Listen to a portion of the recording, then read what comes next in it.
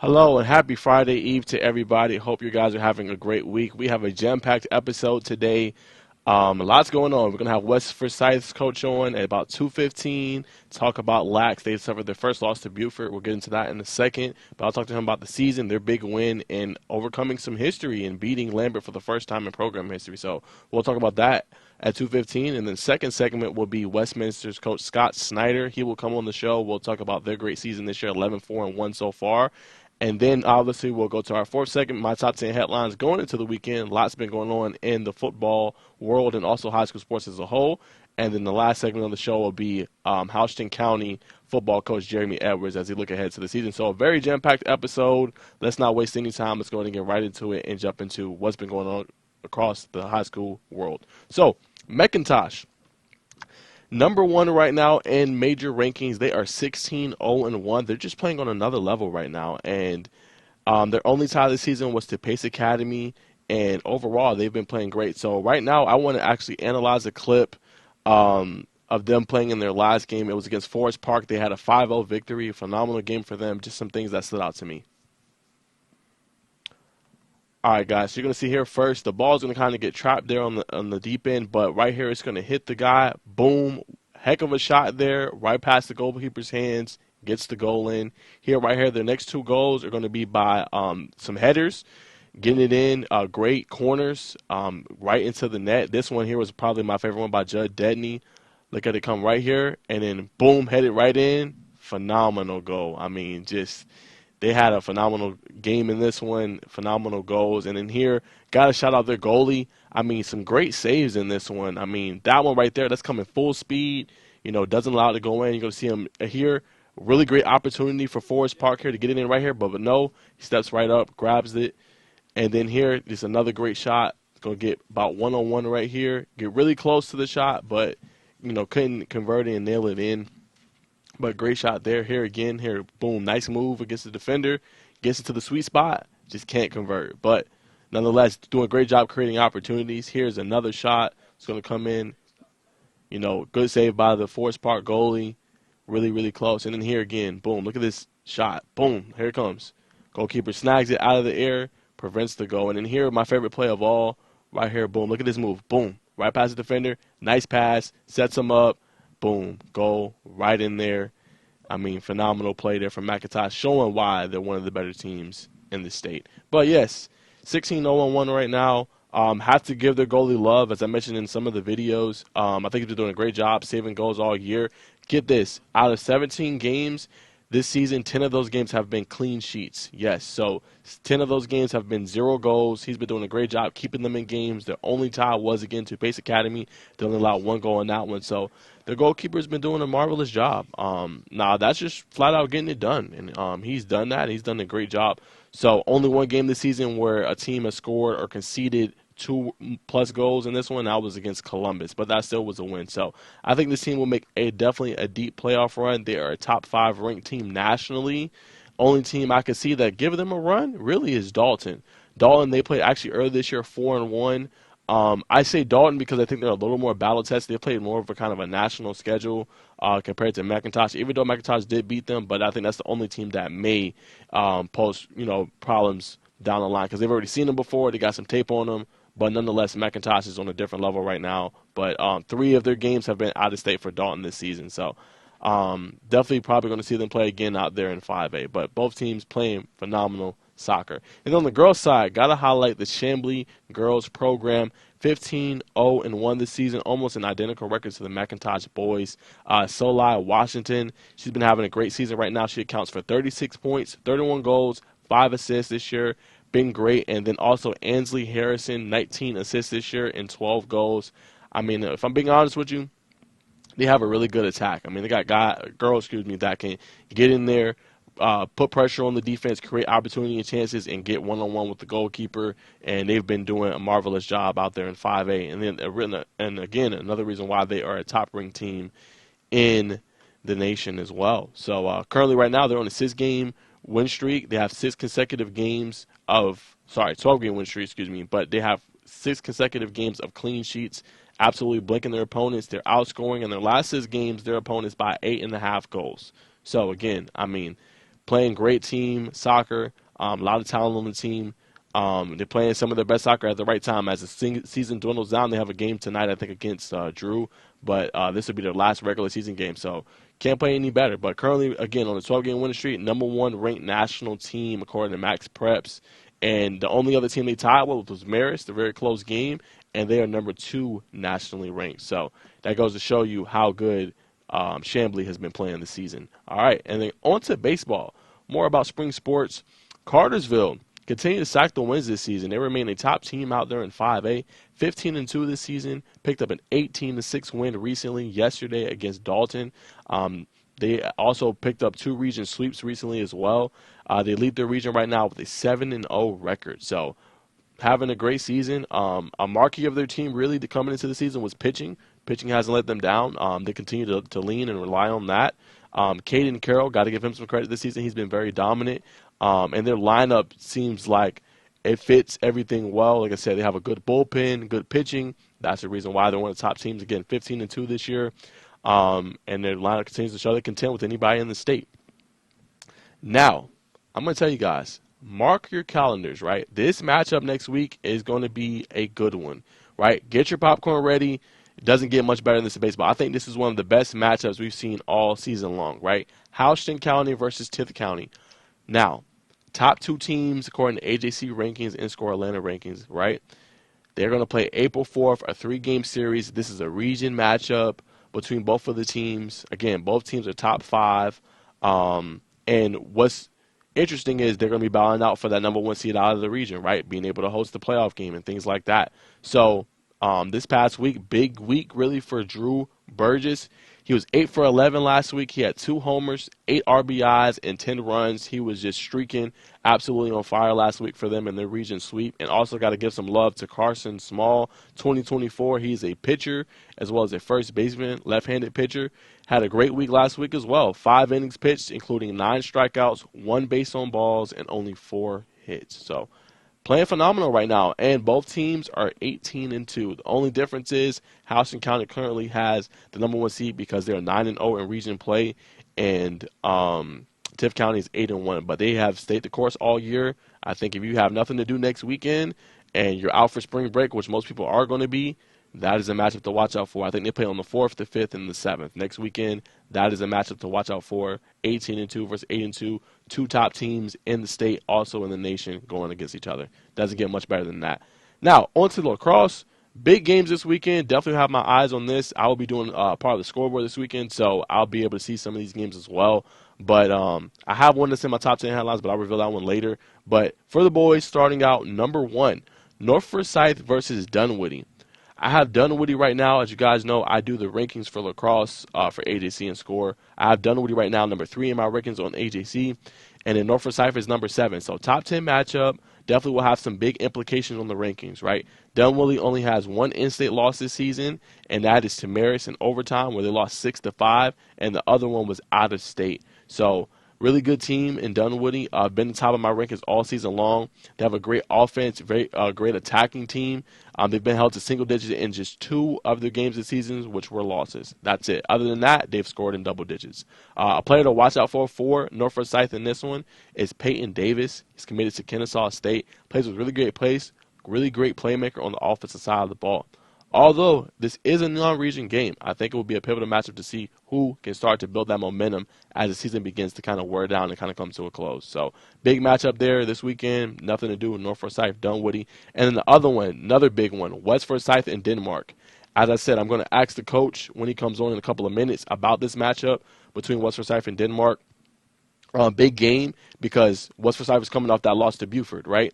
This is another region game. So right now they currently don't have the 1 seed in the region that belongs to Buford right now. So big game for them. Denmark is a top 10 team, so it won't be easy. Big region matchup. Again, they want to keep pace for that 1 seed. They're going to need some help. Buford also plays Lambert. I'm going to talk about that in my top 10 headlines in a little bit. That is a big matchup as well. A loss to Denmark, though, for West Forsyth opens the door. It creates a tie for the 3rd, 4th, and 5th seed, which you guys know you got to get that top 4 in order to go to the playoffs. So it would be a 3-way tie between North Gwinnett, Denmark, and West Forsyth, right? So if you're West Forsyth, you want to avoid that. You want to do what you need to do. Only one loss all season. Handle your business. Again, that region play is really important. So, again, this is another game of epic proportion. A loss, you don't want to put yourself in a three-way tie when you've been phenomenal all season long. So, midfielder Grayson Brockman, he's committed to Mercer. Player to watch out for West Forsyth. And then for Denmark, defender Ansley Young holds down the defense. He's committed to Kennesaw State. And Aiden Brosana, another midfielder, another name to watch out for Denmark. Then on the girls' side, Creekview versus Blessed Trinity, a very big game between both of these teams. Creekview right now is number 1 in my rankings, 10-0. Blessed Trinity is number 2 at 12-2. I mean, you don't get much better than that. 10-0 versus 12-2. Number 1 versus number 2. Two of the best teams, I think, in the state, and certainly in Class 5A, 6A. So, I mean, this is a big game, right? You got... Don't sleep on Christina Warren. She's committed to Winthrop. She's really good for Creekview. Certainly a player to keep an eye on. She's one of the reasons why their midfield is so good this season and creating chances for the offense. So definitely keep an eye out on her. And then for Blessed Trinity, you have one of the better players in the state, I think, in Clark Hamilton, a great attacker with phenomenal agility. She's committed to Florida, class of 2024. Player to watch out for in this one. Also midfielder Morgan Hansel. She is committed to Xavier. So again, big matchup between both of these teams. Definitely is going to play a part into the rankings for next week. And 10-0 versus 12-2. So I don't think it gets much better than that. And I think, if I'm not mistaken, I got to make sure and see if this is not a region battle. I just want to verify that really quick. Let's see. I don't believe it is, though. Let's see.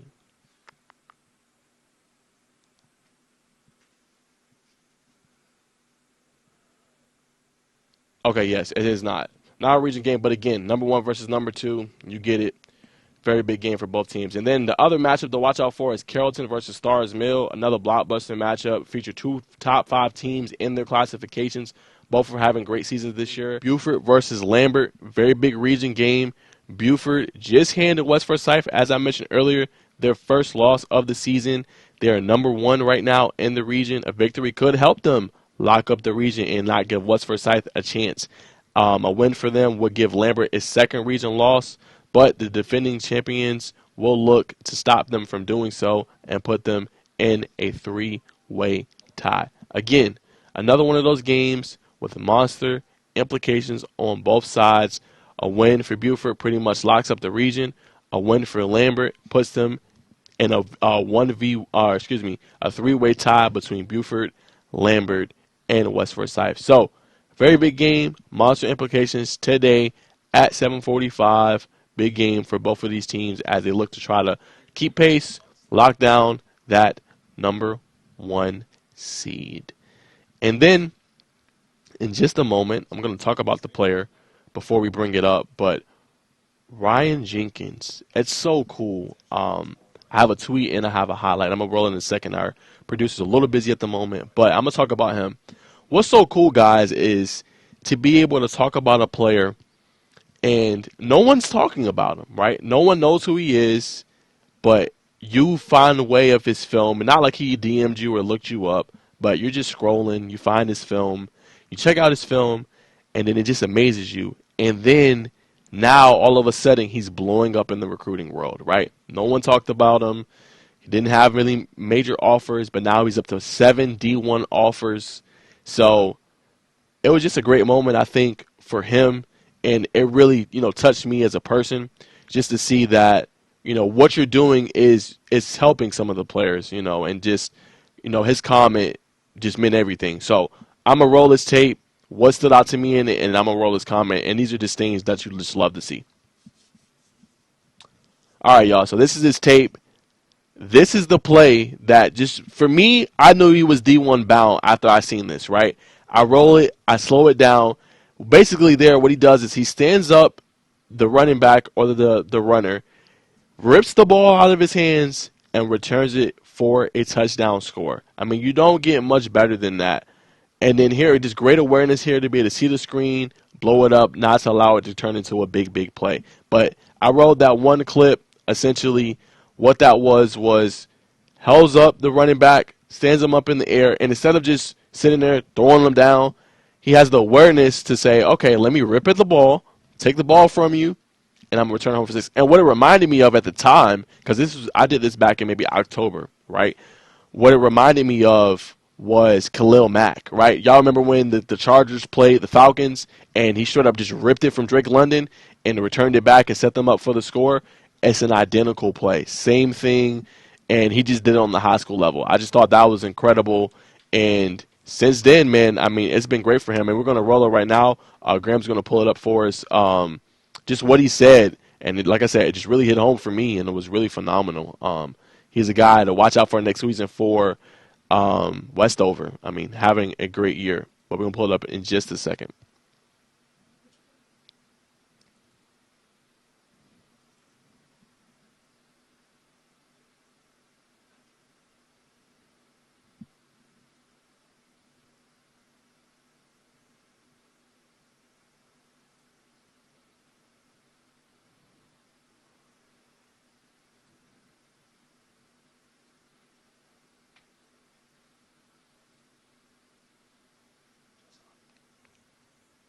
No, it's a tweet. You should see a tweet in there. It should be Ryan Jenkins' tweet. It's just going to be me looking at the tweet.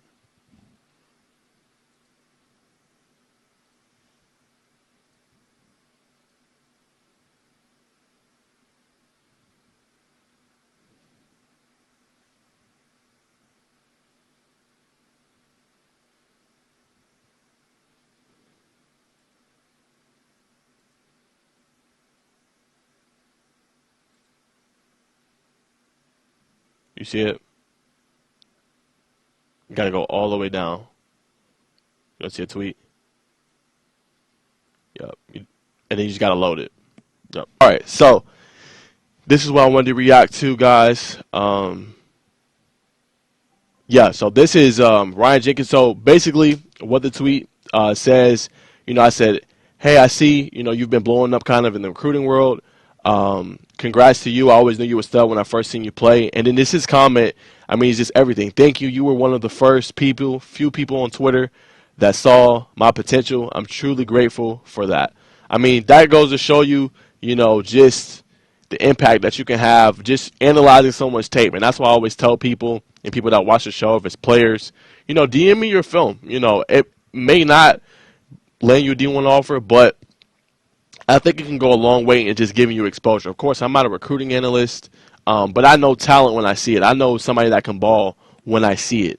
And what I just try to do is create a platform where players, no matter what the sport, I've even analyzed some basketball film, of just where, they can get that extra exposure because it's hard, right? You got Huddle, which is a great platform, but it just goes on there. Unless you're like a top recruiter going to these camps to get exposed, it's really hard for you to like put your name out there. But then you have somebody that's on a platform, on a talk show, on a podcast that's talking about your film, analyzing it, talk to different recruiters and things like that, talk to different recruiting analysts, and like, hey, man, yeah, you should watch out for this guy. This guy's tape is something different, something special. It just makes a difference. So that really, helped me, feel well and feel good.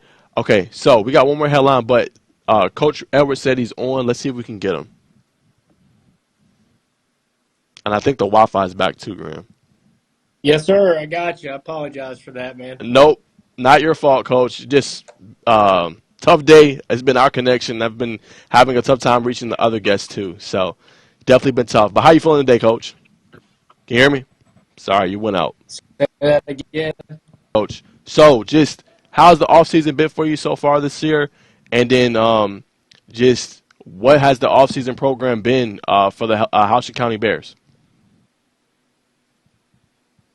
Yeah, the off season's been really, really good. After coming off a trip to the Elite Eight, winning 10 games, we hit the ground running. We had our banquet and all that stuff, and then started working on our next year's team and working on our culture and what we want out and having home those things that are kind of our program drivers within our program, and just trying to build a new team. Each year is a new year, and feel pretty excited about this year's team. And then one quick note just about last year, Coach. I mean, you battled in that really tough region, which we'll get into, but just would you define last year as a successful year? Just did it live up to your expectation? How would you just rate last season as a whole?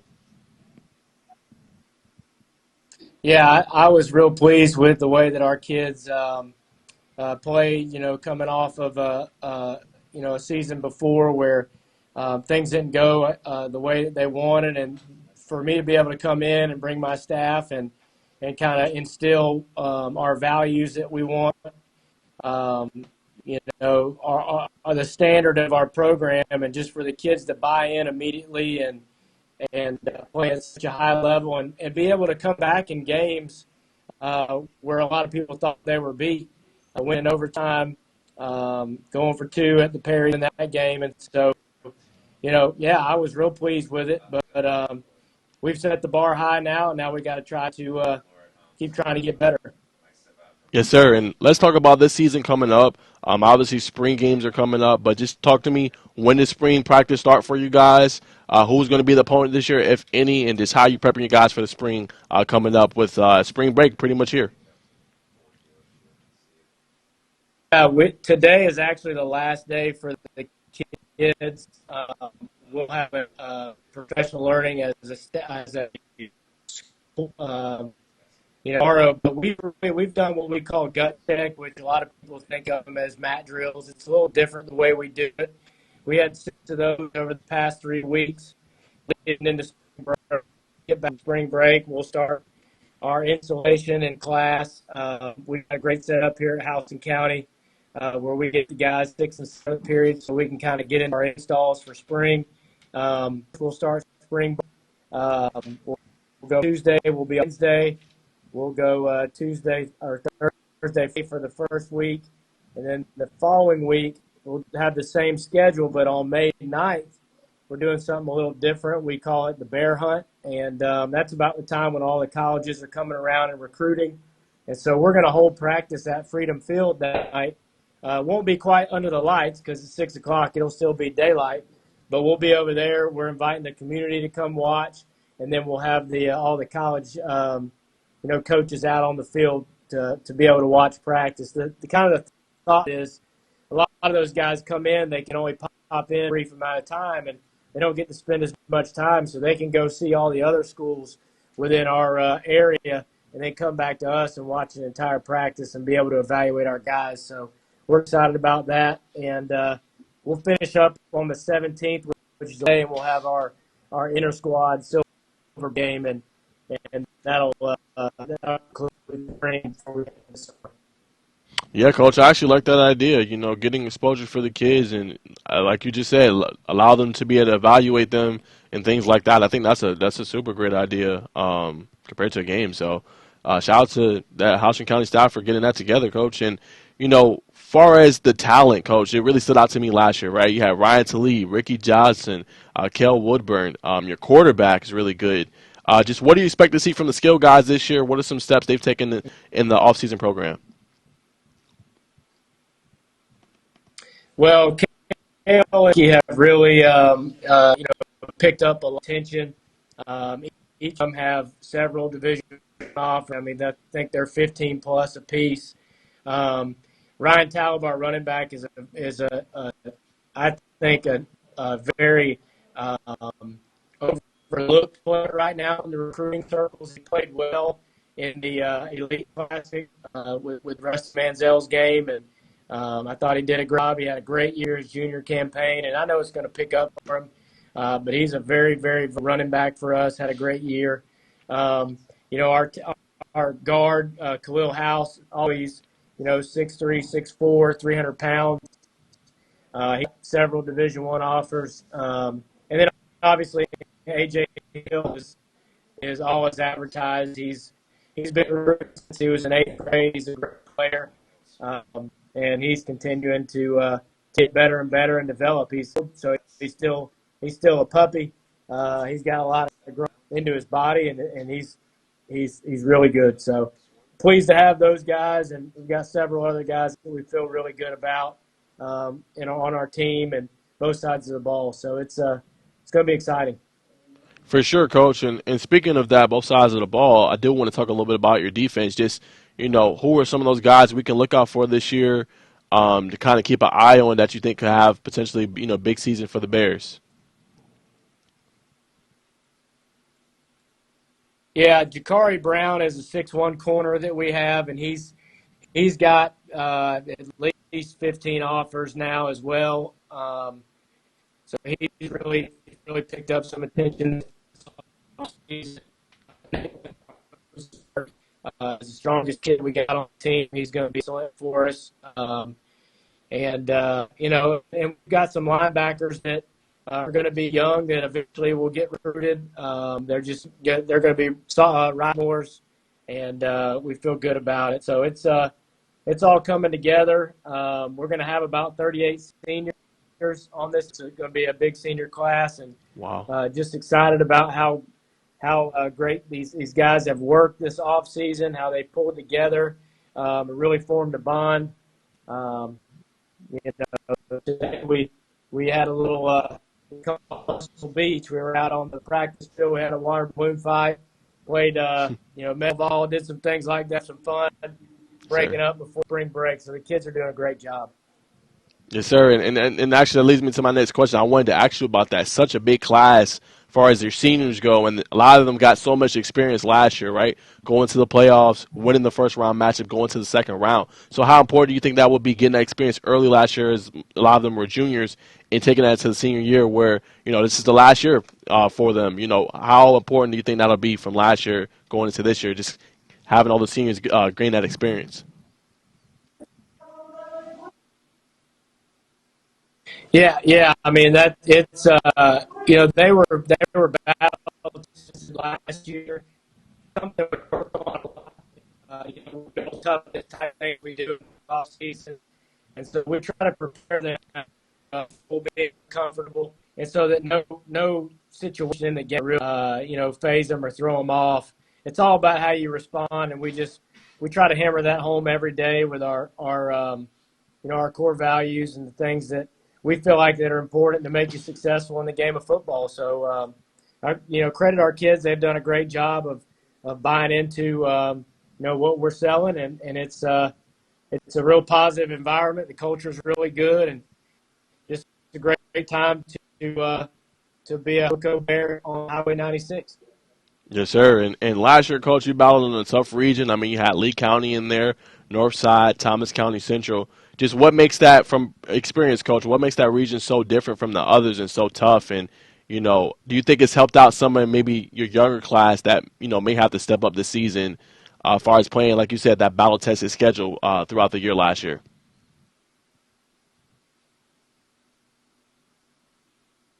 Absolutely. And obviously, in the off season or the non-region, we're going to play, Perry, who's got a really good team, and Warner Robert, we all know, has, been to sixth straight. And so we try to have a schedule that kind of prepares us for the gauntlet. But yeah, we've got Lee County, Northside, and TCC back to back to back. So it's tough. Last year we had to go down to Lee, had to go down to Thomas County Central, which are two tough places to play, and this year they got to come to us.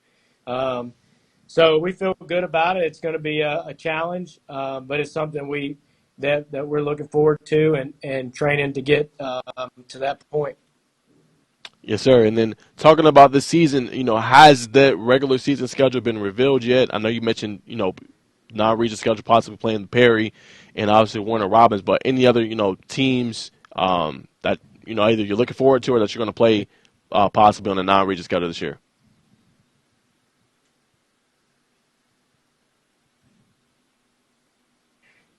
Non-region, we'll start off with some county, then we'll play Paris, Long Grove, and then Warner. So that's our non-region, just the same as Got it. last year. It's just flip. We'll play those guys leading into our region, which goes Lee County, Northside, Tommy Central, Tift, and then veterans before the play. So it's shaping for us because we feel like our tougher games are going to be. We get them home this year, which is obviously an advantage when you can play at home, and we got a great environment at Freedom Field. We're fired, man. And I was telling the kids the other day, it's here now. Right after we get back from spring, it's going to start with. For your seniors, it'll be your first game of your season. So make it count.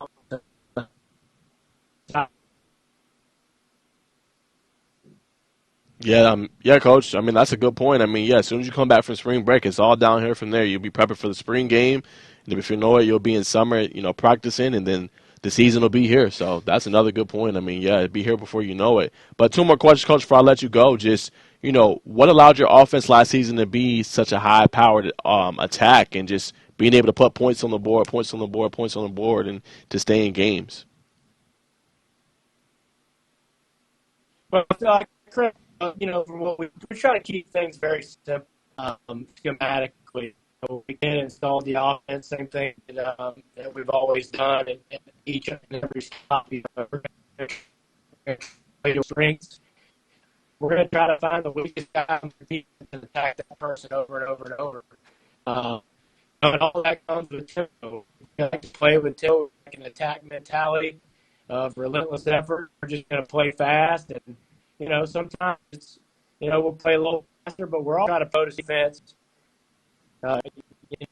vertically, horizontally, and just basically try to get playmakers. And we're very blessed to have several playmakers we can get the ball to. We got a guy that can get it to him, and we got a strong offensive line and an old-coached offensive line. And that's just, there's no real secret to it. It's to me, it just all boils down to keeping it simple and execution. Yes, sir. And final question, Coach. Just talk to me about the Houston County program, right, as a whole. What does it mean to be a Houston County Bear or a Hoco Bear? What just sets that program apart from the rest? I just feel like we got a strong culture. We've got in a short amount of time that I've been here, we've get these kids excited about playing football and expect to talk a lot here in our school about expecting excellence. It's a very, very good academic school, which is phenomenal administration, and I think that's key. They're very supportive of our program. They give us whatever we need to be successful. And people ask, I've only been a head coach for 1 year.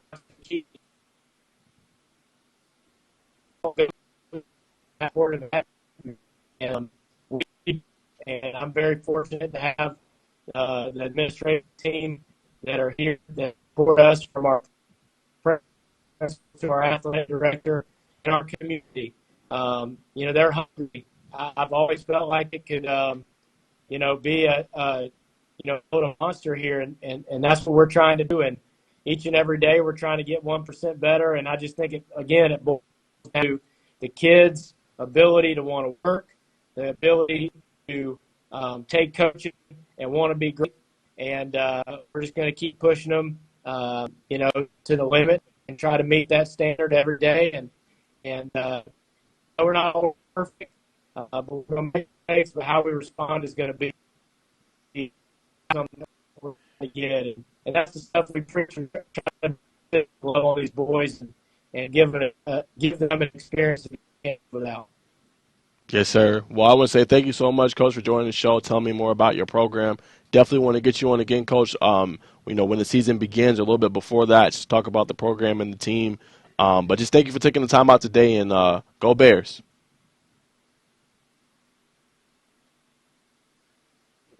Yes, sir. Yes, sir. I appreciate you, man. Yes, sir. Thanks again, Coach. All right, guys. So that was Coach Jeremy Edwards for Houston County. Again, sorry for kind of the delay a little bit there. Definitely was a interesting show today. A lot going on, but we got through it. And that's a team to keep an eye on, obviously. I did a video on TikTok actually about probably a couple of months ago about Antoine Hill, just how I think he's a special quarterback. He's in that class with like the Luke Nichols of the world, the E.J. Colsons, the Christian Langfords of 2025 sophomore quarterbacks that are going to be juniors next year that I think could take big steps forward and are going to be instrumental into their team's success next season. So watch out for that. Those guys are going to be huge for them next season. Be interested to see what steps they're able to take forward. But to conclude the show, we're going to conclude with my last headline. a very bold take, very bold prediction, but I'm going to come out and say it. Cass football will be a Final Four team next season. Yes. You guys heard it here first. I'm coming out and saying that right now. We're going to see them in our Cookie Kill Classic. I'm taking them over Rome right now. I know that sounds crazy, but as you guys all know, it's what I'm known for. I make these bold predictions, and sometimes they come true, sometimes they don't. But I am picking them as a Final Four team. Their coach came on the show for Craig this past week or last week.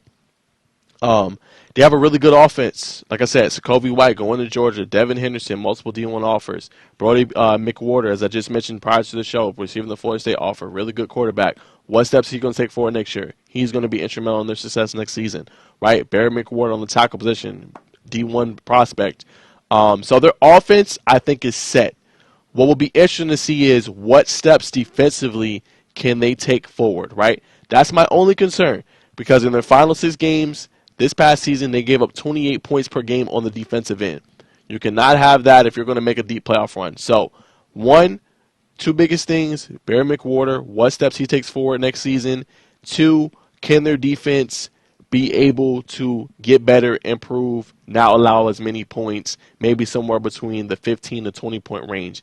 If that happens, I think they're going to take a step forward and be a Final Four team.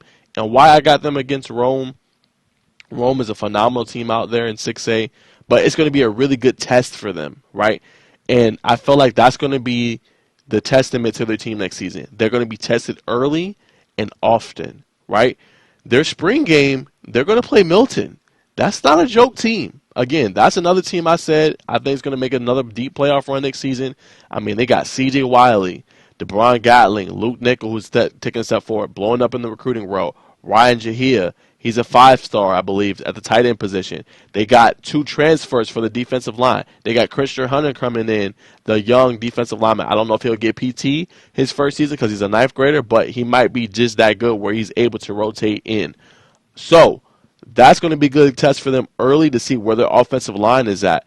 If they can match up with a Milton, not saying win the game because they're not going to go by scores or things like that, but if they can play well against a Milton early and often, in the 7A, because Milton's a 7A program, they're going to be able to contend and hang with a Rome program in 6A who is also a Final Four team. So, again, I think they have a lot of talent offensively. The biggest question will be defensively, but I got them as a Final Four team next year. I think they're going to take that big step forward. They were 4th in the region last year, but I got them playing a lot better. I got Sokovie White having another breakout year. Devin Henderson as well on the defensive side of the ball, and offensively is kind of their gadget player. Barry McWhorter stepping up big and having a phenomenal year. So that's number 10. That concludes my top 10 headlines for a weekend. Look out for that. We'll be very, very interested next season. So, again, go to ScarletCL.com. We have a lot going on this weekend. Scoreboards tomorrow for all the spring action. Craig will be back on Monday for his show. No show tomorrow. He is out of town with his family, which I'm very happy for him. He should do it more. He definitely needs a vacation. He works very, very hard. So excited to see him take some time off for himself, for sure. But stay tuned for that. Again, Georgia High School football, the first annual media day. I cannot say it enough to conclude the show. First annual media day, July 26th. Doesn't get bigger than that. Georgia High School football, I feel like it's taking on another spell. I feel like, the exposure is going to be great for the kids.